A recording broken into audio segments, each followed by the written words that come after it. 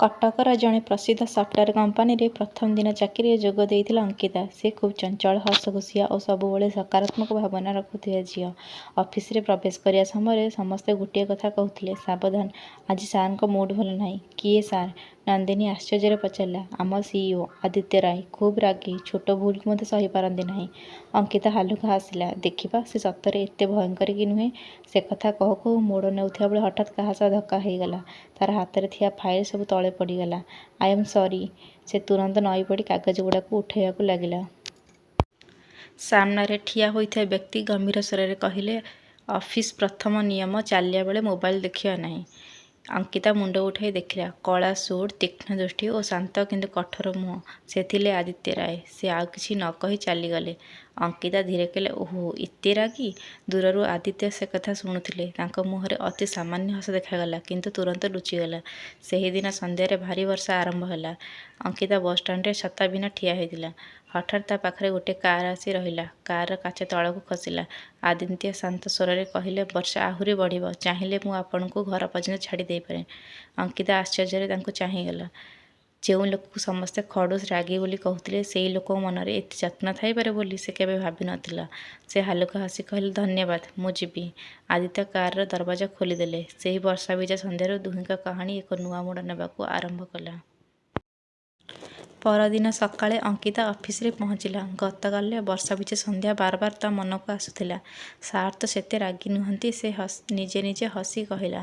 ଠିକ୍ ସେତିକିବେଳେ ଅଫିସରେ ପିଅନ ଆସି କହିଲା, ମ୍ୟାଡାମ୍, ସାର୍ ଆପଣଙ୍କୁ କେବିନ୍କୁ ଡାକିଛନ୍ତି। ଅଙ୍କିତାର ହୃଦୟ ଜୋରରେ ଧଡ଼କିବାକୁ ଲାଗିଲା। ସେ ଧୀରେ ଧୀରେ କ୍ୟାବିନ୍ର କବାଟ ଠକ୍ ଠକ୍ କଲା। May I come in sir? Come in. Aditya ଲ୍ୟାପଟପ୍ରେ କାମ କରୁଥିଲେ। କିଛି ସେକେଣ୍ଡ ପରେ ସେ ମୁଣ୍ଡ ଉଠାଇ କହିଲେ, ଏହି ପ୍ରୋଜେକ୍ଟଟା ଆପଣ ହ୍ୟାଣ୍ଡେଲ୍ କରିବେ।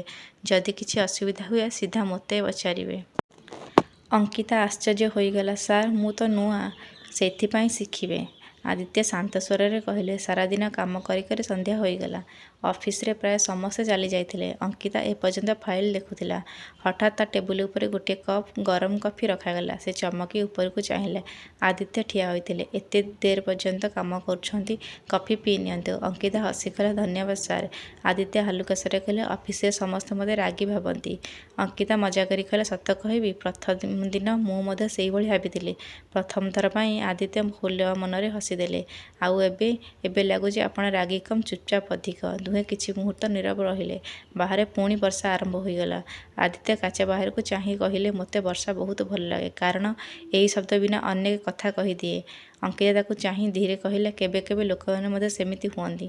ଆଦିତ୍ୟ ତା ଆଖିକି ଚାହିଁ ରହିଲେ। ପ୍ରଥମ ଥର ପାଇଁ ତାଙ୍କ ମନର କଠୋରତା ଟିକିଏ ନରମ ହେଉଥିବା ଅନୁଭବ କଲେ। ଦୁହିଁଙ୍କ ମଧ୍ୟରେ ଏଯାବତ୍ ପ୍ରେମର କଥା ହୋଇ ନ ଥିଲା, କିନ୍ତୁ ଗୋଟିଏ କପ୍ କଫି ଓ କିଛି ସରଳ କଥାବାର୍ତ୍ତା ସେମାନଙ୍କ ମଧ୍ୟରେ ଏକ ନୂଆ ବିଶ୍ୱାସ ଆରମ୍ଭ କରିଥିଲା। ଏକ ସପ୍ତାହ କଟିଯାଇଥିଲା। ଅଙ୍କିତା ଏବେ କାମରେ ଭଲ ଭାବରେ ଅଭ୍ୟସ୍ତ ହୋଇଯାଇଥିଲା। ଆଦିତ୍ୟ ଏବେ ମଧ୍ୟ ଗମ୍ଭୀର ଥିଲେ, କିନ୍ତୁ ଅଙ୍କିତା ସହ କଥା ହେବାବେଳେ ତାଙ୍କ ସ୍ୱରରେ ଆଗ ଭଳି କଠୋରତା ରହୁ ନ ଥିଲା। ସେଦିନ ଅଫିସର ଏକ ଜରୁରୀ ମିଟିଂ ପାଇଁ ଦୁହିଁଙ୍କୁ ସହର ବାହାରକୁ ଯିବାକୁ ପଡ଼ିଲା। ମିଟିଂ ସଫଳ ହେବା ପରେ ସେମାନେ ଫେରୁଥିଲେ। ଆକାଶରେ କଳା ମେଘ ଜମିଥିଲା। କିଛି ମିନିଟ୍ ପରେ ଭାରୀ ବର୍ଷା ଆରମ୍ଭ ହେଲା। ରାସ୍ତା ପାଖରେ ଥିବା ଏକ ଛୋଟ ଚା ଦୋକାନ ପାଖରେ ଆଦିତ୍ୟ କାର୍ ରଖିଲେ। ବର୍ଷା କମିଲେ ଯିବା, ସେ କହିଲେ। ଦୋକାନୀ 2 କପ୍ ଗରମ ଚା ଆଣି ଦେଲେ। ଅଙ୍କିତା କପ୍ଟି ହାତରେ ଧରି କହିଲା, ଜାଣନ୍ତି ସାର୍, ଏମିତି ବର୍ଷାରେ ରାସ୍ତା ପାଖରେ ଚା ପିଇବାର ଅଲଗା ମଜା ଅଛି। ଆଦିତ୍ୟ ହାଲୁକା ହସିଲେ। ମୋତେ ବହୁତ ବର୍ଷ ପରେ ଏମିତି ରହି ଚା ପିଇବାର ସମୟ ମିଳିଲା। କାହିଁକି? କାମ ଆଉ ଦାୟିତ୍ୱ। ଅଙ୍କିତା ଧୀରେ କହିଲା, କେବଳ କାମ ପାଇଁ ବଞ୍ଚିଲେ ଜୀବନର ଛୋଟ ଛୋଟ ଖୁସି ହାତରୁ ଖସିଯାଉ। ଆଦିତ୍ୟ ଚୁପ୍ ରହିଲେ। ସେ ଅନୁଭବ କରୁଥିଲେ ଅଙ୍କିତା କଥା ତାଙ୍କ ମନକୁ ଛୁଇଁ ଯାଉଛି। ବର୍ଷା ଟିକିଏ କମିବା ପରେ ସେମାନେ ପୁଣି କାର୍ରେ ବସିଲେ। ଫେରିବା ରାସ୍ତାରେ ଅଙ୍କିତା ଧୀରେ ଧୀରେ ଗୋଟିଏ ପୁରୁଣା ପ୍ରେମ ଗୀତ ଗୁଣୁଗୁଣୁ କରୁଥିଲା। ଆଦିତ୍ୟ ଆଶ୍ଚର୍ଯ୍ୟ ହୋଇ ପଚାରିଲେ, ଆପଣ ବହୁତ ସୁନ୍ଦର ଗୀତ ଗାଉଛନ୍ତି। ଅଙ୍କିତା ହସି କହିଲା, ଏହା ପ୍ରଥମ ଥର ଆପଣ ମୋର ପ୍ରଶଂସା କଲେ। ଆଦିତ୍ୟକୁ ଟିକିଏ ଲାଜ ଲାଗିଲା। ଆଉ ଏକାଥରେ ଦୁହେଁ ହସିଦେଲେ ଏକଥାରେ। ଅଫିସ ପହଞ୍ଚିବା ବେଳକୁ ରାତି ହୋଇଯାଇଥିଲା। ଅଙ୍କିତା କାର୍ରୁ ଓହ୍ଲାଇ କହିଲା, ଆଜି ଦିନଟା ମୋର ମନେ ରହିବ। ଆଦିତ୍ୟ କିଛି ମୁହୂର୍ତ୍ତ ତାଙ୍କୁ ଚାହିଁ ରହିଲେ। ପରେ କହିଲେ, ମୋର ମଧ୍ୟ। ଦୁହେଁ ନିଜ ନିଜ ରାସ୍ତାରେ ଚାଲିଗଲେ। କିନ୍ତୁ ସେହି ରାତିରେ ଶୋଇବା ପୂର୍ବରୁ ଦୁହିଁଙ୍କ ମନରେ ଏକ ଚିନ୍ତା ଆସିଲା। ଏହା କେବଳ ବନ୍ଧୁତ୍ୱ ନା ଏହାଠାରୁ ଅଧିକ କିଛି? ବର୍ଷାର ସେହି ଦିନ ପରଠାରୁ ଆଦିତ୍ୟ ଓ ଅଙ୍କିତାଙ୍କ ମଧ୍ୟରେ ଏକ ଅଲଗା ବନ୍ଧନ ସୃଷ୍ଟି ହୋଇଥିଲା। ଦୁହେଁ ନିଜ ମନର କଥା କହୁନଥିଲେ କିନ୍ତୁ ପରସ୍ପର ଉପସ୍ଥିତିକୁ ଅନୁଭବ କରିବାକୁ ଲାଗିଥିଲେ। କିଛି ଦିନ ପରେ ଅଫିସରେ ବାର୍ଷିକ ଉତ୍ସବର ଘୋଷଣା ହେଲା। ସମସ୍ତ କର୍ମଚାରୀ ରଙ୍ଗୀନ ପୋଷାକ ପିନ୍ଧି ଆସିଥିଲେ। ଅଙ୍କିତା ହାଲୁକା ନୀଳ ରଙ୍ଗର ଶାଢ଼ୀ ପିନ୍ଧିଥିଲା। ସରଳ ସୁନ୍ଦର ଆଉ କପାଳରେ ଛୋଟ ଟିକିଲି ଏବଂ ମୁହଁରେ ସେହି ମିଠା ହସ। ହଲରେ ପ୍ରବେଶ କରିବା ମାତ୍ରେ ଆଦିତ୍ୟଙ୍କ ଦୃଷ୍ଟି ଅଜାଣତରେ ତାଙ୍କ ଉପରେ ପଡ଼ିଲା। କିଛି ମୁହୂର୍ତ୍ତ ପାଇଁ ସେ ନୀରବ ହୋଇ ରହିଗଲେ। ତାଙ୍କ ସହକର୍ମୀ ରାହୁଲ ହସି କହିଲେ, ସାର୍, ଆଜି ଆପଣ ପ୍ରଥମ ଥର କାହାକୁ ଏତେ ସମୟ ଧରି ଦେଖୁଛନ୍ତି। ଆଦିତ୍ୟ ହାଲୁକା ପ୍ରସୁସ୍ତ ହୋଇ କହିଲେ, ମିଟିଂ ଆରମ୍ଭ କର। ଉତ୍ସବ ଶେଷ ହେବା ପରେ ସମସ୍ତେ ଏକା ସାଙ୍ଗେ ରାତ୍ରି ଭୋଜନ କରୁଥିଲେ। ଭିଡ଼ ମଧ୍ୟରେ ଅଙ୍କିତାଙ୍କ ଶାଢ଼ୀର ପଣତ ଅଜାଣତରେ ଚେୟାରରେ ଅଟକିଗଲା। ସେ ଧ୍ୟାନ ଦେବା ପୂର୍ବରୁ ଆଦିତ୍ୟ ଧୀରେ ଆସି ପଣତଟି ଛଡ଼ାଇ ଦେଲେ। ସାବଧାନ, ସେ କେବଳ ଏତିକି କହିଲେ। ଅଙ୍କିତା ଆଶ୍ଚର୍ଯ୍ୟରେ ତାଙ୍କୁ ଚାହିଁ ହସିଦେଲା। ଧନ୍ୟବାଦ, ଆପଣ ସବୁବେଳେ ଏମିତି ଚୁପଚାପ ସାହାଯ୍ୟ କରନ୍ତି। ଆଦିତ୍ୟ ଉତ୍ତର ଦେଲେ, ସବୁ କଥା କହିବା ଦରକାର ନାହିଁ। ରାତି ବଢ଼ିବା ସହିତ ହଲରେ ବାହାର ବାଲକୋନି ଥଣ୍ଡା ପବନ ବହୁଥିଲା। ଅଙ୍କିତା ଏକା ଠିଆ ହୋଇ ସହର ଆଲୋକ ଦେଖୁଥିଲା। ଆଦିତ୍ୟ ଆସି ତାଙ୍କ ପାଖରେ ଠିଆ ହେଲେ। ଆଜିର ସନ୍ଧ୍ୟା କେମିତି ଲାଗିଲା? ସେ ପଚାରିଲେ। ବହୁତ ସୁନ୍ଦର, କିନ୍ତୁ ସବୁଠାରୁ ସୁନ୍ଦର କଥା ହେଉଛି ଆଜି ଆପଣ ବହୁତ ହସୁଥିଲେ। ଆଦିତ୍ୟ ତାଙ୍କୁ ଚାହିଁ ଧୀରେ କହିଲେ, ହୁଏତ ତା'ର କାରଣ ଆପଣ। ଅଙ୍କିତାର ହୃଦୟରେ ଜୋରରେ ଧଡ଼କି ଉଠିଲା। ସେ କିଛି କହିପାରିଲା ନାହିଁ। ଦୂର ଆକାଶରେ ଚନ୍ଦ୍ର ଉଜ୍ଜ୍ୱଳ ହୋଇ ଜଳୁଥିଲା। ଦୁହେଁ ନୀରବରେ ପରସ୍ପର ପାଖରେ ଠିଆ ହୋଇଥିଲେ। କୌଣସି ପ୍ରେମ ସ୍ୱୀକାର କରିନଥିଲେ କିନ୍ତୁ ଦୁହେଁଙ୍କ ମନରେ ପ୍ରେମର ଆଭାସ ପ୍ରସ୍ଫୁଟିତ ହେଉଥିଲା। ପରଦିନ ସକାଳେ ନନ୍ଦିନୀ ଅଫିସରେ ପହଞ୍ଚି ନିଜ କାମରେ ବ୍ୟସ୍ତ ହୋଇଗଲା। ଠିକ୍ ସେତିକିବେଳେ ତା ଡେସ୍କ ଉପରେ ବେଲ୍ ବାଜି ଉଠିଲା। ନନ୍ଦିନୀ, ମୋ କେବିନ୍କୁ ଆସନ୍ତୁ, ଆଦିତ୍ୟ ଶାନ୍ତ ସ୍ୱରରେ ଶୁଣାଗଲା। କେବିନ୍ ପ୍ରବେଶ କରିବା ମାତ୍ରେ ଆଦିତ୍ୟ ଗୋଟିଏ ଫାଇଲ୍ ବନ୍ଦ କରି କହିଲେ, ଆଜି ସନ୍ଧ୍ୟାରେ ଗୋଟିଏ କ୍ଲାଏଣ୍ଟ ଡିନର ଅଛି। ଆପଣ ମୋ ସହ ଯିବେ। ଠିକ୍ ଅଛି ସାର୍। ସନ୍ଧ୍ୟା 7ଟାରେ ସେମାନେ ଏକ ଶାନ୍ତ ରେଷ୍ଟୁରାଣ୍ଟରେ ପହଞ୍ଚିଲେ। କ୍ଲାଏଣ୍ଟଙ୍କ ସହ ମିଟିଂ ଆଶାଠାରୁ ଶୀଘ୍ର ଶେଷ ହୋଇଗଲା। ଏବେ ଟେବୁଲରେ କେବଳ ଆଦିତ୍ୟ ଓ ଅଙ୍କିତା ବସିଥିଲେ। କିଛି ମୁହୂର୍ତ୍ତ ନୀରବତା ପରେ ଅଙ୍କିତା ହସି କହିଲେ, ସାର୍, ଆପଣ ଅଫିସ ବାହାରେ ଟିକେ ଅଲଗା ଲାଗୁଛନ୍ତି। ଆଦିତ୍ୟ ମଧ୍ୟ ହାଲୁକା ହସି କହିଲେ, ଆଉ ଆପଣ ସବୁବେଳେ ଏତେ ଖୁସି କେମିତି ରହନ୍ତି? କାରଣ ହସିଲେ ଜୀବନ ସହଜ ଲାଗେ। ୱେଟର ଖାଦ୍ୟ ପରିବେଷଣ କଲା। ଅଙ୍କିତା ଦେଖିଲା ଆଦିତ୍ୟ ତା ପସନ୍ଦର ଖାଦ୍ୟ ଅର୍ଡର କରୁଛନ୍ତି। ଆପଣ କେମିତି ଜଣା?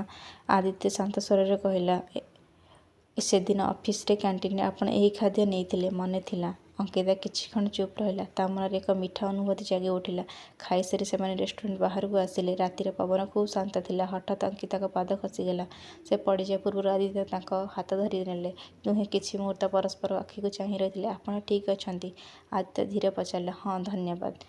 ଆଦିତ୍ୟ ଧୀରେ ତାଙ୍କ ହାତ ଛାଡ଼ିଦେଲେ। କିନ୍ତୁ ସେହି କିଛି ସେକେଣ୍ଡର ସ୍ପର୍ଶ ଦୁହିଁଙ୍କ ହୃଦୟରେ ଏକ ନୂଆ ଅନୁଭୂତି ଛାଡ଼ିଦେଲା। କାରରେ ଫେରୁଥିବା ବେଳେ କେହି କିଛି କହିଲେ ନାହିଁ କିନ୍ତୁ ନୀରବତାରେ ମଧ୍ୟ ଦୁହିଁଙ୍କ ମନରେ ଏକା କଥା ଚାଲିଥିଲା, ହୁଏତ ଏହା ଆଉ କେବଳ ବନ୍ଧୁତ୍ୱ ନୁହେଁ। ପରଦିନ ସକାଳେ ଅଫିସର ପରିବେଶ ଟିକେ ଅଲଗା ଲାଗୁଥିଲା। ସମସ୍ତେ ଗୋଟିଏ ନୂଆ ଖବର ନେଇ କଥା ହେଉଥିଲେ। ଆଜି ନୂଆ ମ୍ୟାନେଜର ଯୋଗ ଦେଉଛନ୍ତି। ଅଙ୍କିତା ନିଜ ଡେସ୍କରେ ବସି ହସି କହିଲା, ନୂଆ ଲୋକ ଆସିଲେ ନୂଆ ଭାବନା ମଧ୍ୟ ଆସେ। କିଛି ସମୟ ପରେ ଜଣେ ସୁନ୍ଦରୀ ଯୁବତୀ ଅଫିସରେ ପ୍ରବେଶ କଲେ। ତାଙ୍କ ନାମ ଥିଲା ରିୟା। ସମସ୍ତେ ତାଙ୍କୁ ସ୍ୱାଗତ କଲେ। ରିୟା ସିଧା ଆଦିତ୍ୟଙ୍କ କେବିନ୍କୁ ଗଲେ। ହାୟ ଆଦିତ୍ୟ, ଅନେକ ଦିନ ପରେ ଦେଖାହେଲା। ଅଙ୍କିତା ଦୂରରୁ ଏହା ଦେଖୁଥିଲା। ସେ ଆଶ୍ଚର୍ଯ୍ୟ ହେଲା, କାରଣ ପ୍ରଥମ ଥର ପାଇଁ ସେ ଆଦିତ୍ୟଙ୍କୁ କାହା ସହ ଏତେ ସହଜ ଭାବରେ କଥା ହେଉଥିବାର ଦେଖିଲା। ରିୟା ଓ ଆଦିତ୍ୟ ପୁରୁଣା ପରିଚିତ ଥିଲେ। ସେମାନେ ପ୍ରୋଜେକ୍ଟ ବିଷୟରେ ଆଲୋଚନା କରୁଥିଲେ। କିନ୍ତୁ ଅଙ୍କିତାଙ୍କ ମନରେ ଯେମିତି ଈର୍ଷା ଜନ୍ମ ହେଲା। ସେ ନିଜକୁ ପଚାରିଲେ, ମୋତେ ଏମିତି କାହିଁକି ଲାଗୁଛି? ସେ ନିଜ କାମରେ ଧ୍ୟାନ ଦେବାକୁ ଚେଷ୍ଟା କଲା। କିନ୍ତୁ ବାରମ୍ବାର ତା ଆଖି ଆଦିତ୍ୟଙ୍କ କେବିନ୍ ଆଡ଼କୁ ଯାଉଥିଲା। ସନ୍ଧ୍ୟାରେ ଆଦିତ୍ୟ ଅଙ୍କିତାକୁ ଡାକିଲେ। ଏହି ଫାଇଲଟା ଆସନ୍ତାକାଲି ପୂର୍ବରୁ ଦରକାର। ଅଙ୍କିତା ଶାନ୍ତ ଭାବରେ କହିଲେ, ଠିକ୍ ଅଛି ସାର୍। ଆଦିତ୍ୟ ତାଙ୍କ ମୁହଁ ଦେଖି କିଛି ବୁଝିଗଲେ। ଆପଣ ଠିକ୍ ଅଛନ୍ତି? ହଁ, ମୁଁ ଠିକ୍ ଅଛି। କିନ୍ତୁ ତାଙ୍କ ସ୍ୱର ଆଗ ଭଳି ଖୁସି ନଥିଲା। ଆଦିତ୍ୟ ହାଲୁକା ହସି କହିଲେ, ଆପଣ ମିଛ କହିବାରେ ଭଲ ନୁହନ୍ତି। ଅଙ୍କିତା ଚୁପ୍ ରହିଗଲା। ରିୟା ମୋର ପୁରୁଣା କଲେଜ ସାଙ୍ଗ। ସେ କେବଳ ପ୍ରୋଜେକ୍ଟ ପାଇଁ ଆସିଛନ୍ତି। ଅଙ୍କିତା ଆଶ୍ଚର୍ଯ୍ୟ ହୋଇ ପଚାରିଲା, ଆପଣ ମୋତେ ଏହା କାହିଁକି କହୁଛନ୍ତି? ଆଦିତ୍ୟ କିଛିକ୍ଷଣ ଚୁପ୍ ରହିଲା। କାରଣ ଆପଣ ମନ ଖରାପ କଲେ ମୋତେ ଭଲ ଲାଗେ ନାହିଁ। ଏ କଥା ଶୁଣି ନନ୍ଦିନୀଙ୍କ ମୁହଁରେ ପୁଣି ହସ ଫେରିଆସିଲା। ସେହି ମୁହୂର୍ତ୍ତରେ ଦୁହେଁ ବୁଝିଗଲେ ତାଙ୍କ ସମ୍ପର୍କ କେବଳ ବସ୍ ଓ କର୍ମଚାରୀ ନୁହେଁ, ସେମାନଙ୍କ ମଧ୍ୟରେ କିଛି ଅକୁହା ଓ କିଛି ବିଶେଷ ଜନ୍ମ ନେଇସାରିଛି। ସେହି ଦିନ ପରଠାରୁ ଆଦିତ୍ୟ ଓ ଅଙ୍କିତାଙ୍କ ମଧ୍ୟରେ ଏକ ନୂଆ ନିକଟତା ଆସିଥିଲା। ଅଫିସରେ ସମସ୍ତେ ସେମାନଙ୍କ ପୂର୍ବ ଭଳି କାମର କଥା କହୁଥିଲେ କିନ୍ତୁ ଛୋଟ ଛୋଟ କଥାରେ ପରସ୍ପର ଯତ୍ନ ନେଉଥିଲେ।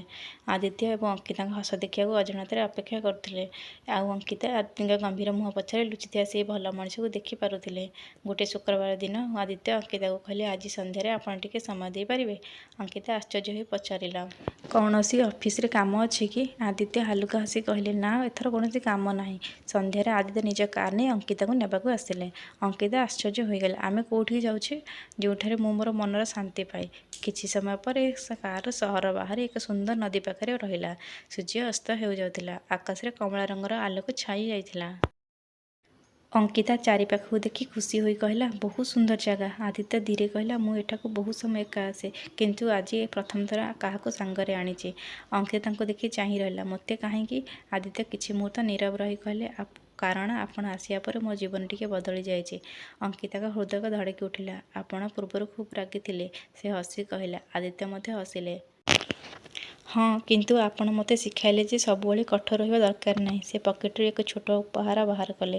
ଏହା ଆପଣଙ୍କ ପାଇଁ। ଅଙ୍କିତା ଖୋଲି ଦେଖିଲା ଏକ ସୁନ୍ଦର ଛୋଟ ଡାଏରୀ। ପ୍ରଥମ ପୃଷ୍ଠାରେ ଲେଖା ଥିଲା, ଯେଉଁ ଲୋକ ମୋ ନୀରବତାକୁ ବୁଝିଲେ ତାଙ୍କ ପାଇଁ। ଅଙ୍କିତାଙ୍କ ଆଖିରେ ଖୁସିର ଚମକ ଆସିଗଲା। ଧନ୍ୟବାଦ ଆଦିତ୍ୟ। ପ୍ରଥମ ଥର ପାଇଁ ସେ ତାଙ୍କୁ ସାର୍ ନୁହେଁ ନାମରେ ଡାକିଥିଲେ। ଆଦିତ୍ୟ ସେହି ଶବ୍ଦ ଶୁଣି ହାଲୁକା ହସିଲେ। ସେହି ସନ୍ଧ୍ୟାରେ କୌଣସି ପ୍ରେମ ପ୍ରସ୍ତାବ ହୋଇନଥିଲା, କିନ୍ତୁ ଦୁଇଟି ହୃଦୟ ଆଉ ଟିକେ ନିକଟକୁ ଆସିଥିଲା।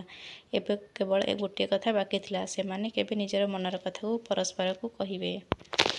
ନଦୀ ପାଖରେ ସେହି ସନ୍ଧ୍ୟା ପରେ ଅଙ୍କିତା ଓ ଆଦିତ୍ୟଙ୍କ ସମ୍ପର୍କ ଆହୁରି ଗଭୀର ହୋଇଯାଇଥିଲା। ଏବେ ସେମାନେ କେବଳ ଅଫିସରେ ସହକର୍ମୀ ନୁହେଁ, ଜଣେ ଅନ୍ୟ ଜଣଙ୍କ ଦିନର ଏକ ବିଶେଷ ଅଂଶ ହୋଇଯାଇଥିଲେ। ପ୍ରତିଦିନ ସକାଳେ ଅଫିସ ଆସିବା ପରେ ଅଙ୍କିତା ଆଦିତ୍ୟଙ୍କ କେବିନ୍ ଆଡ଼କୁ ଯାଉଥିଲା। ଆଉ ଆଦିତ୍ୟ ମଧ୍ୟ ଅଜାଣତରେ ଅପେକ୍ଷା କରୁଥିଲେ କେବେ ଅଙ୍କିତା ଆସି ହସି କହେ ଗୁଡ୍ ମର୍ଣ୍ଣିଂ। କିନ୍ତୁ ଗୋଟିଏ ଦିନ ସବୁକିଛି ଟିକେ ବଦଳିଗଲା। ସକାଳୁ ଅଫିସରେ ଅଙ୍କିତା ଦେଖିଲେ ଆଦିତ୍ୟ ରିୟାଙ୍କ ସହ ବହୁତ ସମୟ କଥା ହେଉଛନ୍ତି। ସେମାନେ ଏକ ପ୍ରୋଜେକ୍ଟ ନେଇ ଆଲୋଚନା କରୁଥିଲେ, କିନ୍ତୁ ଅଙ୍କିତାଙ୍କ ମନ ପୁଣି ଅଜଣା ଭାବରେ ଭରି ଯାଇଥିଲା। ସେ ନିଜକୁ କହିଲା, ମୋତେ ଏମିତି କାହିଁକି ଲାଗୁଛି? ମୁଁ କ'ଣ ତାଙ୍କୁ ନେଇ ଏତେ ଭାବୁଛି? ସେଦିନ ସେ ଆଦିତ୍ୟଙ୍କ ସହ ଅଧିକ କଥା କହିଲା ନାହିଁ। ଆଦିତ୍ୟଙ୍କ ଏହା ଧ୍ୟାନ ଦେଲେ। ସନ୍ଧ୍ୟାରେ ସେ ଅଙ୍କିତାକୁ ଡାକି ପଚାରିଲେ, ଆଜି ଆପଣ ଏତେ ଚୁପ୍ କାହିଁକି? କିଛି ନୁହେଁ।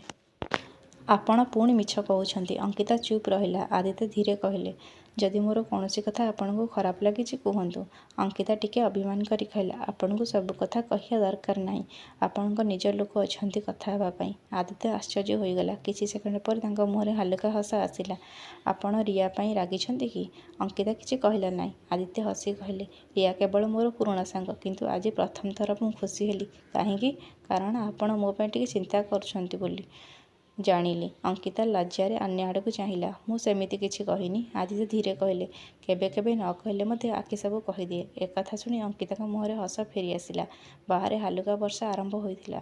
ଦୁହେଁ କେବିନ୍ର ଝରକା ପାଖରେ ଠିଆ ହୋଇ ବର୍ଷା ଦେଖୁଥିଲେ। ଆଦିତ୍ୟ ଧୀରେ କହିଲେ, ଆପଣ ଜାଣନ୍ତି ଅଙ୍କିତା, ଆପଣ ଆସିବା ପରେ ମୋର ନୀରବ ଜୀବନରେ ଟିକେ ରଙ୍ଗ ଆସିଛି।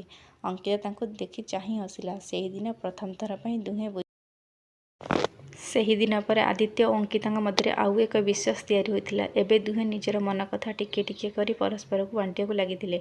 ଗୋଟିଏ ରବିବାର ସନ୍ଧ୍ୟାରେ ଆଦିତ୍ୟ ଅଙ୍କିତାଙ୍କୁ ଫୋନ୍ କଲେ। ଅଙ୍କିତା, ଆପଣଙ୍କର ସମୟ ଅଛି କି? ହଁ, କୁହନ୍ତୁ। ମୁଁ ଆପଣଙ୍କୁ ଗୋଟିଏ ଜାଗା ଦେଖାଇବାକୁ ଚାହେଁ। ଅଙ୍କିତା ଆଶ୍ଚର୍ଯ୍ୟ ହୋଇ ପଚାରିଲା, କେଉଁଠି? ଯେଉଁଠାରେ ମୋର ପୁରୁଣା ସ୍ମୃତି ଅଛି। କିଛି ସମୟ ପରେ ଦୁହେଁ ସହରରେ ଏକ ପୁରୁଣା ଘର ସାମ୍ନାରେ ପହଞ୍ଚିଲେ। ଘରଟି ଦେଖି ଲାଗୁଥିଲା ଯେ ଏଠାରେ ଅନେକ କାହାଣୀ ଲୁଚି ରହିଛି। ଆଦିତ୍ୟ ଧୀରେ କହିଲେ, ଏହା ମୋର ପିଲାବେଳର ଘର। ଅଙ୍କିତା ତାଙ୍କୁ ଚାହିଁଲା। ଆପଣ ଏଠାକୁ ଆସନ୍ତି? ବହୁତ କମ୍, କାରଣ ଏଠାରେ ମୋର ବହୁତ ସ୍ମୃତି ଅଛି। ସେ ଟିକେ ଚୁପ୍ ରହିଲେ। ମୋ ବାପା ଚାହୁଁଥିଲେ ମୁଁ ଜଣେ ଭଲ ମଣିଷ ହୁଏ, କିନ୍ତୁ ସେ ଶୀଘ୍ର ଚାଲିଗଲେ। ଅଙ୍କିତା ଶାନ୍ତ ଭାବରେ ଶୁଣୁଥିଲା। ସେହିଦିନ ପରେ ମୁଁ ନିଜକୁ ବଦଳାଇଲି। ଭାବନା ଦେଖାଇବା ବନ୍ଦ କରିଦେଲି। ମୋତେ ଲାଗୁଥିଲା ଯଦି ମୁଁ କଠୋର ହେବି, ତେବେ କେହି ମୋତେ ଆଘାତ ଦେଇପାରିବେ ନାହିଁ।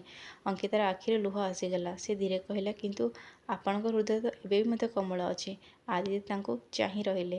ଆପଣ କେମିତି ଏତେ ସହଜରେ ମୋତେ ବୁଝିପାରନ୍ତି?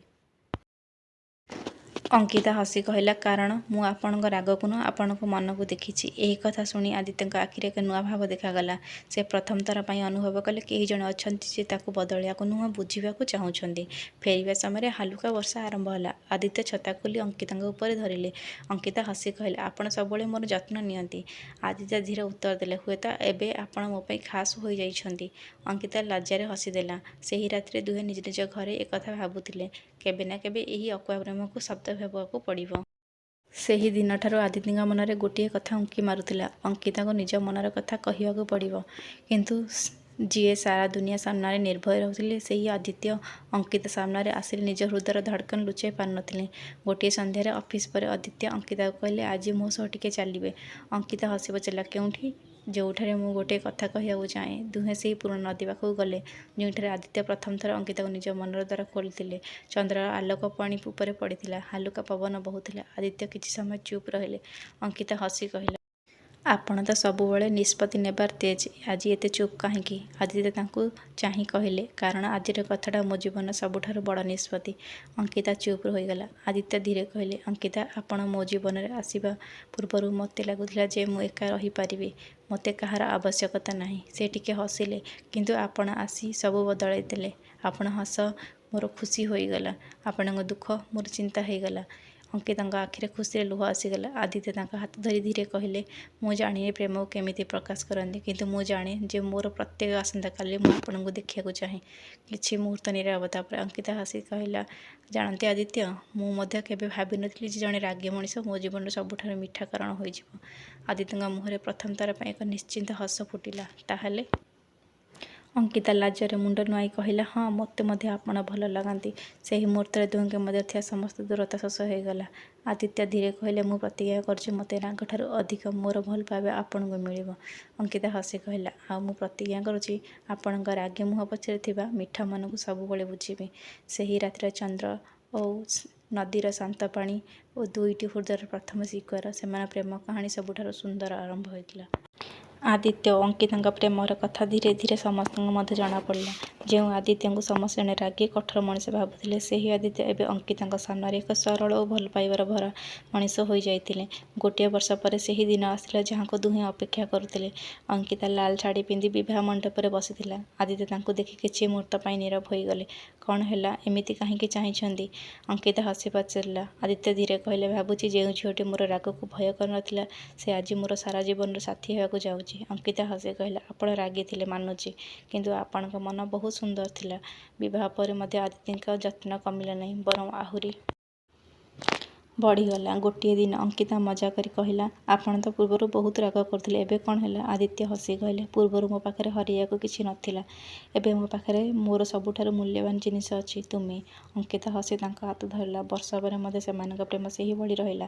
ଛୋଟ ଛୋଟ ଝଗଡ଼ା, ମିଠା ଅଭିମାନ ଓ ପରସ୍ପର ଯତ୍ନ ଓ ଅସୀମ ଭଲ ପାଇବା, ଏହିସବୁ ତାଙ୍କ ସମ୍ପର୍କକୁ ଆହୁରି ସୁନ୍ଦର କରିଦେଲା। ଗୋଟିଏ ସନ୍ଧ୍ୟାରେ ବର୍ଷା ପଡ଼ୁଥିଲା। ଅଙ୍କିତା ଝରକା ପାଖରେ ଠିଆ ହୋଇ ବର୍ଷାକୁ ଦେଖୁଥିଲା। ଆଦିତ୍ୟ ପଛରୁ ଆସି କହିଲେ, ଜାଣିଛ କି, ଏହି ବର୍ଷା ପାଇଁ ମୁଁ ତୁମକୁ ଧନ୍ୟବାଦ ଦେଉଛି। ଅଙ୍କିତା ଆଶ୍ଚର୍ଯ୍ୟ ହୋଇ ପଚାରିଲା, ବର୍ଷାକୁ କାହିଁକି? ଆଦିତ୍ୟ ହସି କହିଲେ, କାରଣ ସେହି ବର୍ଷା ଦିନରେ ତୁମେ ମୋ ଜୀବନରେ ଆସିଥିଲ। ଅଙ୍କିତା ତାଙ୍କ କାନ୍ଧରେ ମୁଣ୍ଡ ରଖିଲା। ଆଦିତ୍ୟ ଧୀରେ କହିଲା, ମୋ ଜୀବନର ସବୁଠାରୁ ବଡ଼ ସଫଳତା ମୋର କମ୍ପାନୀ ନୁହଁ, ତୁମକୁ ପାଇବା। ନନ୍ଦିନୀ ହସି କହିଲା, ଆଉ ମୋର ସବୁଠାରୁ ସୁନ୍ଦର କାହାଣୀ ହେଉଛି ଜଣେ ରାଗୀ ମଣିଷ କିପରି ମୋର ସବୁଠାରୁ ପ୍ରିୟ ମଣିଷ ହୋଇଗଲା। କେତେ ରାଗ ଥାଉନା କାହିଁକି, ସତ ଭଲ ପାଇବା ଜଣେ ମଣିଷ ହୃଦୟକୁ ବଦଳାଇ ଦେଇପାରେ।